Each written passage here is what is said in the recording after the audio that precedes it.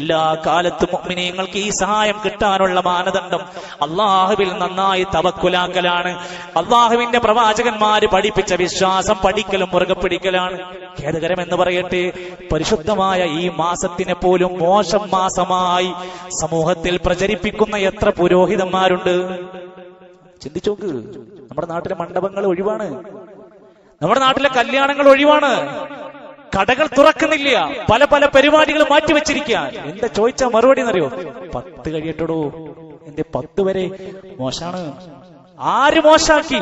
പവിത്രമായ മാസമെന്ന് വിളിച്ച മാസത്തിലെ ആദ്യ ദിനങ്ങൾ മോശമാണെന്നത് നിങ്ങളോട് ആര് പഠിപ്പിച്ചു? ചോദിക്കണം. ദീനാണോ?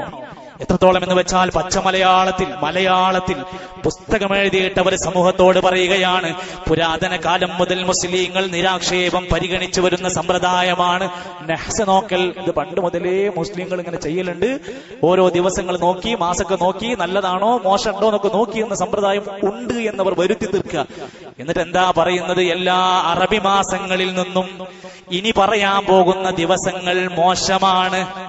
ആ ദിവസങ്ങളിൽ പുതുവസ്ത്രം ധരിക്കുക, വിവാഹം ചെയ്യുക, വൃക്ഷങ്ങൾ നടുക, കിണർ കുഴിക്കുക, കെട്ടിടമുണ്ടാക്കുക, ഭരണാധികാരിയെ സമീപിക്കുക എന്നിത്യാദി കാര്യങ്ങൾ സൂക്ഷിക്കേണ്ടതാണ്. ചെയ്തു പോകരുത്.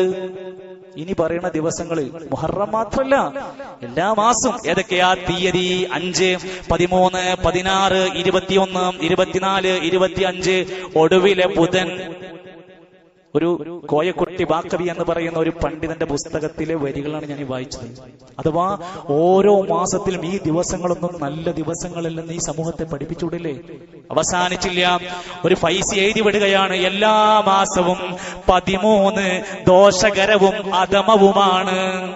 റമദാനിലെ 13, ദുൽഹിജ്ജയിലെ 13 മോശം. ദുൽഹിജ്ജ 13 ഏതാ? അയ്യാമുത്ത തശ്രീഖ് നടക്കുന്ന ബലിപെരുന്നാളിന്റെ ദിനങ്ങളിലെ 13 മോശപ്പെട്ട ദിവസമാണെന്ന് പച്ച മലയാളത്തിൽ ഈ മുസ്ലിം ഉമ്മത്തിന്റെ കയ്യിലേക്ക് കൊടുക്കുന്ന പുസ്തകത്തിൽ എഴുതി വിട്ടിരിക്കുക. വേറൊരു പുസ്തകത്തിൽ മറ്റൊരു പൈസ എഴുതുകയാണ്, എല്ലാ മാസവും 24 നെഹസാണ്, റമദാൻ 24 കടുത്ത നെഹസാണ്.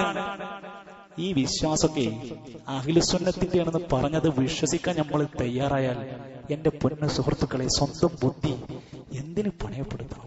ആരെ പേടിച്ച നമ്മൾ മാറി നിൽക്കുന്നത്? എന്തിന് ഇത് തെറ്റാണെന്ന് പറയാൻ എന്തിനു മടി കാണിക്കണം? നമ്മൾ ഒരാളുടെയും കാലിൻ ചുവട്ടിലല്ല ജീവിക്കുന്നത്. നമ്മളൊരു ഇസ്സത്തുള്ള സമുദായമാണ്.